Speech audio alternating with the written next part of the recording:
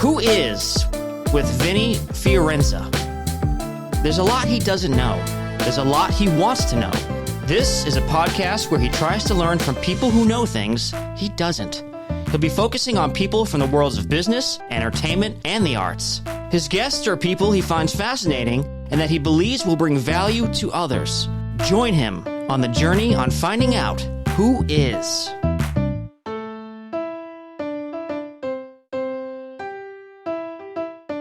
Take those risks, because it's better to take the risk and fail than to not take the risk and then have regret your whole life. This is why I'm on this planet, and in those moments, performing and connecting with the audience and like being able to perform my music and just sing and just let my voice out for people to hear it and enjoy it and feel along with me, like that changed my life. I am a first generation American. I am the first person in my family born in the US. Someone came up to me and was like, "You have an incredible voice, you could really sing. Would you like to sing in Obama's inaugurational ceremony?" And I was like... Would you like to? Yeah, and I was like, are you kidding me? Like, what an honor. We're here with Farrah Mechael. Did I say that right? Yeah, Mechael. Yeah, thank you so much for having me here. Of course. Super pumped for this. It's a gorgeous little studio, and I'm honored to be part of this. Nice, cool. Where are you from? Where'd the Farrah story begin? Well, I was born in Boston. Oh, no way. Yeah, and then moved to Detroit, Michigan, like the suburbs, probably when I was like 2 or 3 years old. Cool. And then lived there and grew up there. Nice. And then moved to LA about 6 years ago now. Cool. Well, what does being from Detroit like mean to you and everything? Like, does it have a big impact? Of course it does. I love the city, to be honest. I really do. I think there's so much raw talent there. I think it's so beautiful.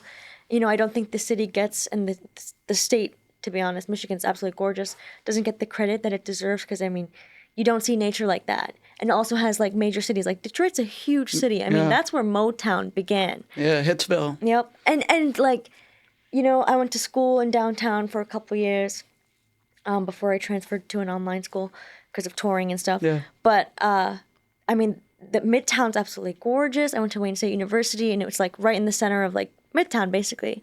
There are all these bars and restaurants. I gotta go. I've never been. It's awesome. It's really cool. And like, and just the amount of talent, I think I mentioned this already, but I can't even like stress this enough. The amount of talent that there is in Michigan, especially Detroit, and I'm sure other cities, I'm not too familiar with, the demographics, but the talent is incredible. Yeah, it's always been like that.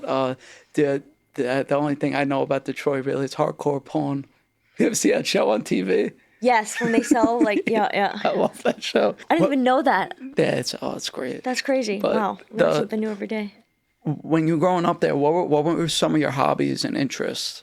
Well, music. I love singing. Like, that's my whole life is singing. Like, I grew up singing. I actually sang before I could speak, and I know I've said this before, like, not to you, but my parents literally thought something was wrong with me because I would mimic the operatic vocals, like in movies, especially Sleeping Beauty, Walt Disney. When she's in the forest and she's like, oh, I'd mimic that before I could speak. So my parents were like, and my mom was really worried, I guess, so she kept taking me to different pediatricians to see, like, is there a tumor? What's going on? Why isn't she talking yet? Wow. But, singing's just in my blood. Wow, yeah, you haven't stopped. I love it. So you said the operatic Disney. What type of music did you start singing? Opera. Yeah. Nice. Started singing opera and lots of classical music. And then once I got of age, maybe 5, 6 or something, I joined probably maybe a bit older, I don't remember exactly, but joined church choir. We're Catholic. So it's very, traditional and has that classical sound, kind of does have an opera influence here and there, if not full-on opera. So I have that classical background from a young age. The church had a big influence on your musical career. It was pretty cool, or at least early on. Yeah, no, definitely. I remember, like, that's where I sang a lot in my life for the first time in front of people. Having an audience was always in church. So I was doing a ton of gospel around Detroit. Like, every Sunday I would go to a different service. I was being trained by this elder named Fred Houston. He's awesome. God bless him. And he loved my voice. I sang at this international tea party, actually. And he loved my voice. And he was like, I want to work with you. Let me train you. and he started training me in gospel and jazz. So I did a whole bunch of like Yolanda Adams and just like these incredible gospel singers with huge voices, and he was training me in that sense. So at the same time I was doing opera with my sister at the Detroit Opera House. We were in Carmina Burana, HMS Pinafore, a whole bunch of stuff. I was actually getting trained in gospel. So which are two completely different voices, like different, methods of singing, different sounds, different breathing, just control, even movement of your body is so different. Like when you're singing jazz or gospel than when you're singing opera, right? Who are some of your biggest musical inspirations? Michael Jackson, Sarah Brightman has my favorite voice in the entire world, especially when she did the voice of Christine in Phantom of the Opera. That's something that like I loved from a young, very, very young age. When did you first see that? Before 10 years old. Oh, wow. And I mean, just the amount of times I've seen the show in person with like the chandelier falling on top of you and everything. I want to say like 6 times or maybe more, maybe around there. Are you overdue? Have you seen it in a while? I haven't seen it in a while.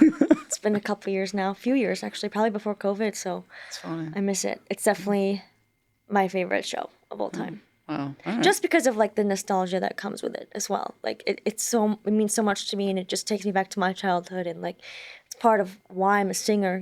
That show specifically, that and her voice probably has such an impact on me because I fell in love with her voice at an early age. Actually, she was my first concert ever, and I was 2 years old. Sarah Brightman. Yeah, Harem. Here. And it was a gorgeous concert. I mean, to this day, when I'm meeting with new producers and I'm looking for a specific sound, I'll play them. That's your reference. That's like always I'll your play go-to. them this one instrumental beginning of one of her records. I think of Harem is the song. It's just absolutely gorgeous. It's just so epic, and it fills the whole room. It's beautiful. And her voice is just like when people tell me I sound like her, it's like I'm girl crushing. She has the most beautiful voice. Oh, but other influences, Celine Dion for sure. For sure. I've been singing her songs from a young age and fell in love with her. And I grew up listening to her music. So she definitely is a huge inspiration on me. And I'll catch myself like at times like doing something that she does a lot in her songs. And it's like, ugh, that's great. That's from Celine Dion. Or Frank Sinatra. Love his music. I've been singing, New York, New York. Huge part of my life. We love Frankie here. Yeah. Of course. But yeah, and he was absolutely gorgeous, Good looking dude. Yeah, seriously. The skinny guinea. Yeah. Blue eyes. Lady Gaga growing up, I loved Lady Gaga. Yeah. I still do. I think Yeah, she's awesome. she's incredible. But you know what is cool about her is I never really fit in. And her, like, having that part of her image and her brand, as a person, not just an artist, but as a human being, and letting you know it's okay if you don't fit in. You don't have to be like everybody else. It's okay if you stand out. It's okay if, just made me feel so good growing up. It's nice to have that influence that young and like be able to understand that. Yeah, and it's crazy because it really helped me growing up because English was my second language. Wow. So when I first went to school, I didn't really know English well, because I was still learning it. I hadn't, spoken at home. We didn't speak English, So like going to school was my first time having to speak English a lot. So I was kind of really more in my shell, and I also grew up with like a stricter Middle Eastern household. Okay. Yeah. So like definitely like going to school was already like a huge like, oh my God, I have to talk to people. And then also like I was already shy, and then like having to speak a language that I'm not going to sound amazing in was, Yeah, my ideal. dad and my aunt grew up like that too. It was so. But I caught on, you're doing all right. Yeah, thanks. So, yeah, I mean, you led to a lot of things. You've performed in a lot of places, like over the years. Yeah. I know. There was a time a while back, 2019. I'm just gonna run through some of the things. Yeah. Like in 2019, you were sponsored by Bud Light at a show and big tour with Chris Brown, Tory Lanez. Tell us about that experience. Like I want to know. Give me the details. It was really cool, especially the show being in Detroit, because we're from there. So like having the chance and the opportunity to be the Bud Light sponsored artist for that show in my hometown was really incredible. And I had dancers from LA, and actually the choreographer for the show, this guy Ian McKenzie, shout out. He's awesome. Okay, and he had been still dances with, but he was one of Lady Gaga's first dancers ever. and he still dances with her to this day. So back when she was doing like Poker Face and Just Dance before she was famous, she had crowds of maybe like 50 people or something, and she's just on this little box performing.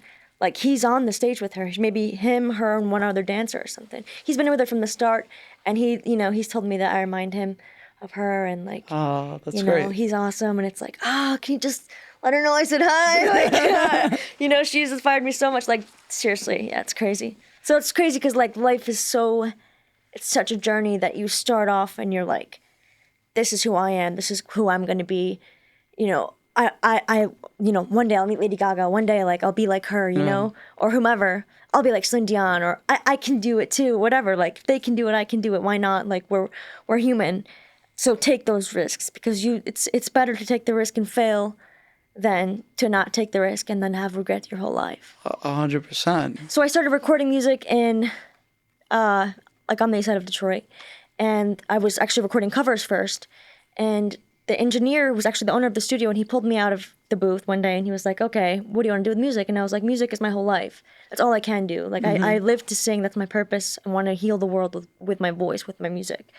He was like, okay, well, stop doing covers. You need to make your own music. So then he connected me with my first producer, and then my sister came in to songwrite. And then things just kind of snowballed from there. That's great. So you were talking about you transitioning into making original music. I know you went on tour for your EP, Farrah, Please. Tell us about that tour. It must have been a wild experience. It was definitely a fun experience, and I feel like that's the most free I've ever been in my life. I felt like I was doing what I'm here to do. It felt like I'm living out my purpose. Like, this is why I'm on this planet, and in those moments, performing and connecting with the audience and like being able to perform my music and just sing and just let my voice out for people to hear it and enjoy it and feel along with me, like, that changed my life, and it just kind of solidified me knowing my purpose. That's beautiful. Where are some of the places that you performed? Like, where'd you go? The Gramercy Theater in New York. Oh, cool. We did the Roxy here in LA. And House of Blues San Diego. Oh, yeah, you went to a lot of places. How many cities, like, on that tour? 16 cities. Oh, wow. And it was really incredible because my sister actually came along and she introduced her first book ever. Wow. Yeah, it's great. You too. It's an inspiring story in itself. I've seen and spoke with you a little bit about like you performing as an opening act for artists like Ariana Grande, Marshmello, a bunch of other artists. How'd you land those gigs? Like, and how'd those gigs go? So it was for Wango Tango specifically. Cool. And it was an incredible opportunity. And, I was never signed. So I've done this all independently. Wow. And I feel like it's just because of over the years, making these connections, meeting new people, traveling to different cities and meeting those in the industry and showing them my music and being able to sing for them and connecting with them on, a really human level. I feel like things just aligned and the dots started connecting, and that's how I got these opportunities. Nice. Yeah, using those resources. We love that. What was the Wango Tango experience like? Yeah. It was sick. Like, had to be cool, fun. It was incredible. Actually, the same choreographer, Ian, did that show. Choreographed it. And I got to sing a lot of songs of mine. A lot of those for the first time at that show specifically because it was new music than I had been performing on the tour. And this was a bit after the tour. And it was incredible. I mean, I remember I got off stage and I just started crying. And my sister did too. And we just because she was on stage with me for a bit. And then we got off the stage and we just started just tears of happiness. And it just was, I've never felt more motivated and on fire than in that moment in my whole life. That's great. Yeah, we need to make that happen again and double it.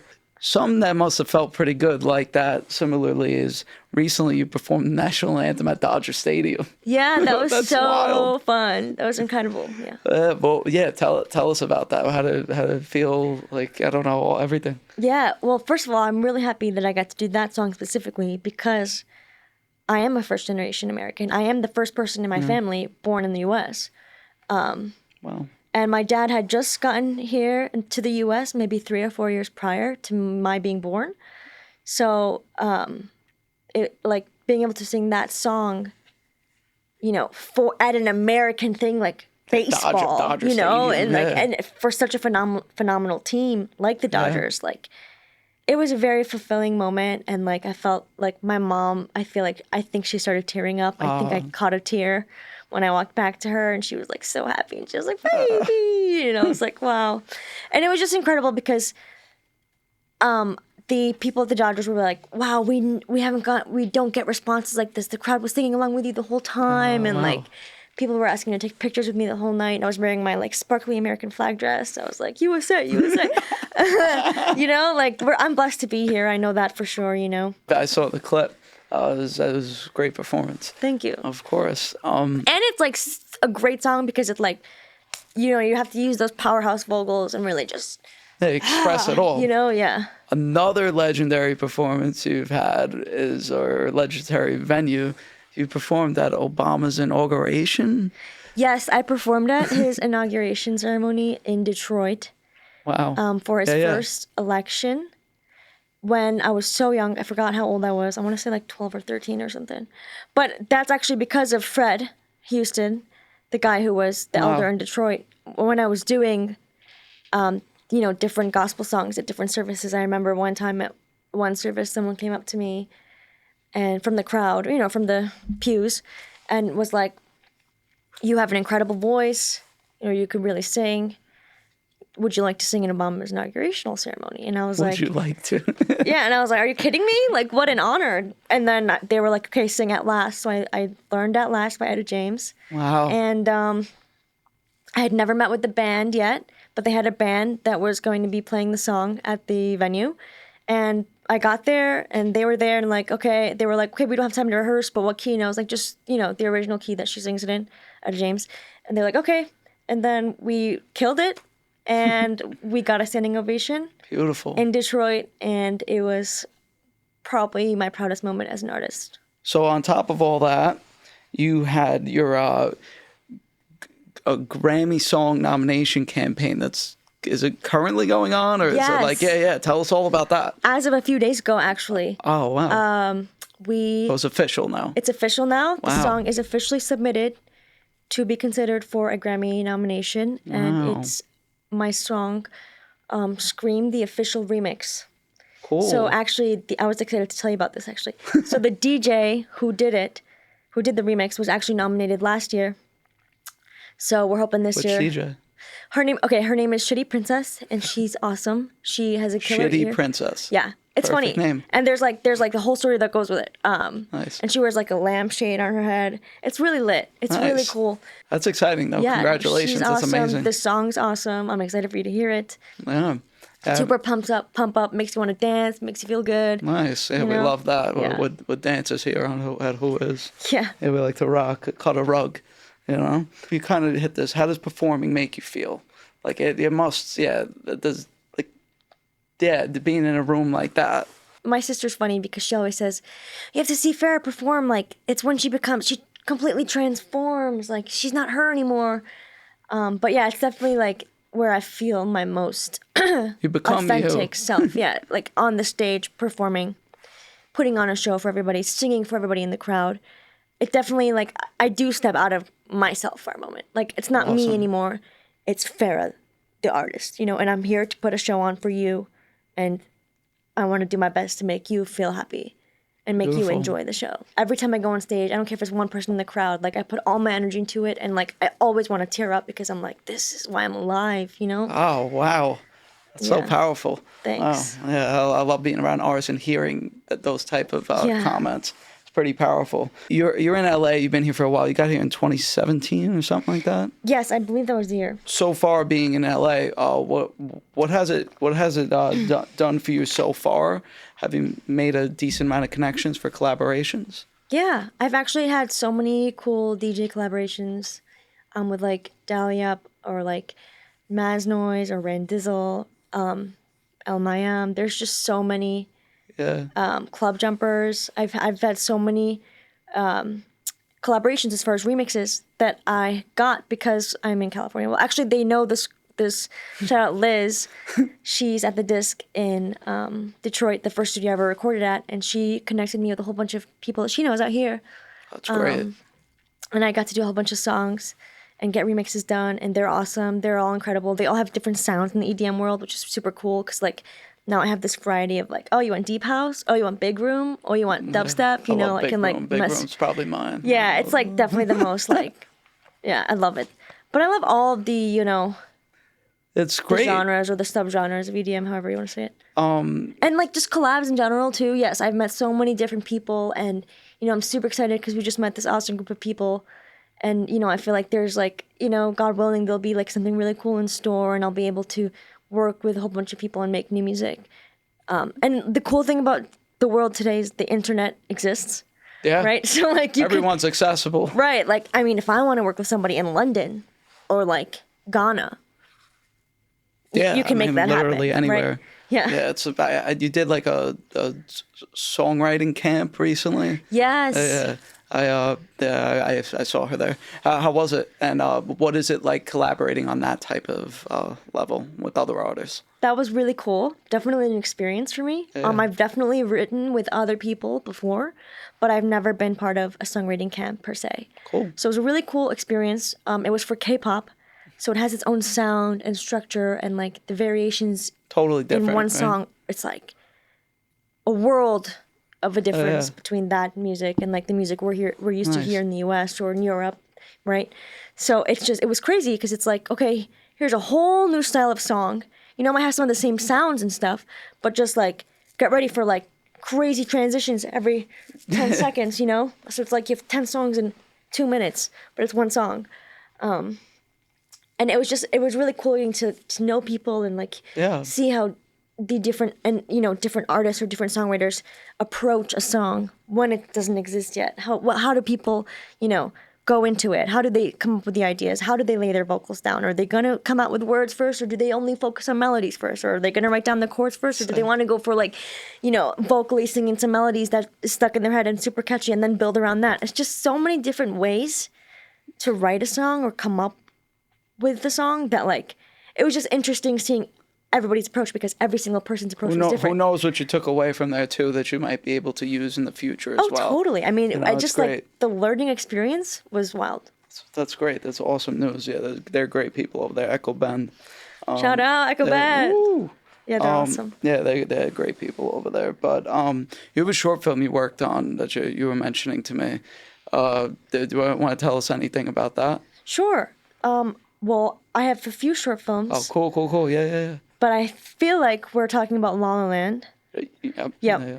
So that is a great one. It's actually about an artist who goes into like a mental institution because she's just gone crazy and wild, and I'm the artist in the film, and you know, it has a lot to do with mental health, and like maybe some substance abuse or drug and alcohol abuse, you know, and how this affects people's lives, especially, you know, me being an artist, so it really shows you behind the scenes of like what somebody could be going through that you don't really see on camera or you don't see in the news or the tabloids. So you're looking to be an actor as well as a vocalist. I love to act. Nice. It's interesting because whenever I perform for people as a singer, I am acting because I'm taking on a role. It's good perspective. Yeah. I like that. So, but acting in general is just like, it's also a very moving, emotional, vulnerable place for me where I get to just, you know, again, step out of myself for a second and like just completely transform the world I live in. It's almost like, you know, changing the dimension or stepping into a different part of the universe or something. It's really incredible, and I love playing. Like a lot of times I will say like in my head, this is probably, I don't even know if it's gonna sound stupid, but like acting is like playing, like when you're a kid. Like I used to go wild with those games. Like I used to pretend like I had dragons. Like I never was like into dolls or tea parties and stuff like that, but I was always into playing. Like I would give myself superpowers with like our neighbors, or like, you know, what's your superpower?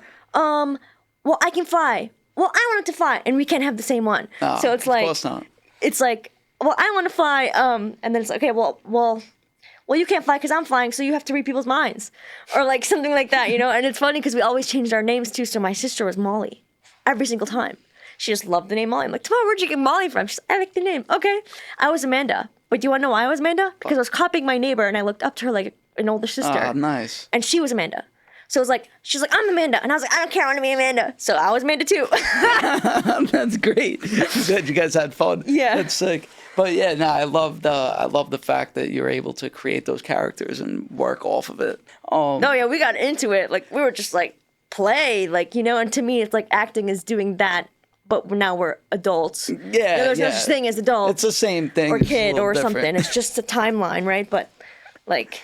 That's great. Yeah. Yeah, letting that out. So you mentioned your sister. You and your sister are super close. Explain that relationship a little bit to the audience. She's my best friend. Oh, nice. I just came up with a new nickname for her. Yeah? Yeah. You gonna share it or no? Sure, it's Chep. Yeah, I don't know what that means. Yeah, it doesn't mean anything. Oh, at all. nice. I actually good. got it from Chip, from Beauty and the Beast. You know Chip, the little cup. teacup Yeah, with I the remember. little chip. Remember And that. like he's just such a cute little baby, and they're like Chip. So I spell it CHEP with the little accent over the E. I added that because I didn't like the sound of Chep. So I was like, you know what? We're gonna go with Chep, and I've just been calling her Chep or Chep or Cheppy, and she's like, like you know, she's like, where'd you come up with this? But then she was like, you know what? You're calling me Chep. I'm gonna call you Hoop. So now I'm Hoop. Wow. Yeah, that's I don't know if it adorable. doesn't make sense, but yeah. Whatever. No, but she's my best friend, and like we do everything together, and I'm so thankful that we get to work together and create music together, and like, you know. She writes a lot of the music. Oh for you, yeah, right? she's just like the best writer in the whole entire universe, hands down. That's beautiful. It's Yeah. nice that you guys could create together as a family. But I'm going to switch it up a little bit, go to our little rapid fire section for you, get some more okay. details from you. I'm nervous. No worries. Favorite movie? I don't know if you have one, but let's Good question. I wish I could have more of an answer for this, because I feel like I haven't seen my favorite movie yet. That's a good response. But I love Lord of the Rings, the trilogy. Okay. I love Sleeping Beauty. Sleeping Beauty is incredible. Weird answer. I love Pink Panther with Steve Martin. Okay. It's just That is funny what it is. as heck. I think that movie is just hilarious. But favorite movie probably Sleeping Beauty, just because it nice started answer. my whole journey as a singer, and it just has this authenticness and like it just makes me feel good. Do you have a favorite cocktail or beverage that you drink? Probably like I love water. You just Yeah, water straight. I love it. Water is so good. Ice water? Nope. No ice. No ice. Wow. Never. Perfect. Water. Don't like if I go to a restaurant and they bring me ice. No good. Not good. I'm joking. But no, I will always say like, hey, please, no ice in my water. drop the ice, yeah. I love ginger tea, but we're talking like not the packets. Like I want to cut up ginger and like throw some Perfect. cloves in there, maybe throw a little bit of rosemary, you know, cinnamon sticks sometimes if I want that added sweetness, because I don't like honey or sugar in my tea. It makes it so sweet, and I just like don't have a sweet tooth like that. But alcoholic drink, I don't know, maybe red wine. Nice. Do you have a favorite place that you've performed? Probably Bank of California Stadium or Nice. Little Caesars Arena. Nice. Yeah, the arenas. Yeah. I love it. Just because of the like how I feel. Yeah, and I'm sure. Hopefully, we get a new one on that list soon. Yeah, Do, truth to that. what's your? Not that I know anything enough about this yet, but what's your zodiac sign? I'm a Cancer. Cancer. When's that? I'm June 21st, so Nice. it's like this is the first day of Cancer, and I think it goes till July 21st or July 22nd. Okay. Cool. Something like that. Nice.